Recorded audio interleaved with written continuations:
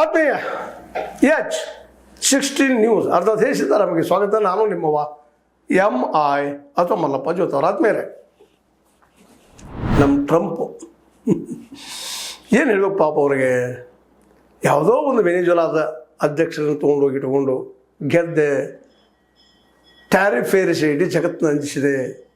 ಎಲ್ಲ ಒಂದು ಕಡೆ ಭಯ ಇತ್ತು ಅಮೇರಿಕದ ಬಗ್ಗೆ, ಇಡೀ ವಿಶ್ವದಲ್ಲಿ. ಬೇಡಪ್ಪ ಮರ ಅವ್ರ ಸಹವಾಸ ಅದಕ್ಕೆ ನಮಗಂತೇಳಿ.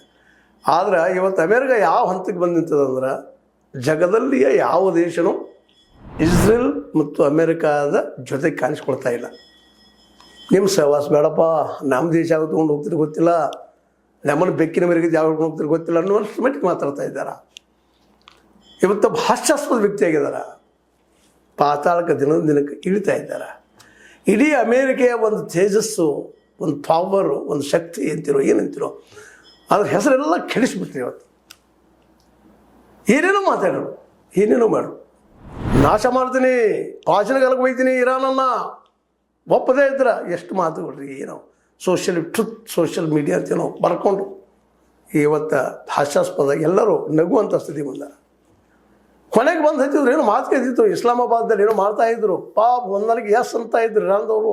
ಹೋಗ್ಲಿ ಬಿಡಪ್ಪ, ನಿಜವಾಗಿ ಇವತ್ತು ಇರಾನ ಜಗತ್ತಿನ ಶಕ್ತಿ ಕೇಂದ್ರ ಆಗಿಬಿಡ್ತೀವಿ. ಒಂದು ಸಣ್ಣ ರಾಷ್ಟ್ರ.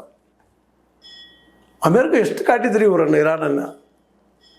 ಅವ್ರು ಜಾತಿವಾದಿಗಳು, ಆ ವಾದಿಗಳು, ಮೂಲಭೂತವಾದಿಗಳು, ಇಸ್ಲಾಂ ರೀತಿಯಾಗಿ ಮಾತಾಡುವಂಥವ್ರು ಅಂತೇಳಿ ಜಗತ್ತವ್ರನ್ನ ಖಳನಾಯಕರನ್ನಾಗಿ ಮಾಡಿದ್ರು.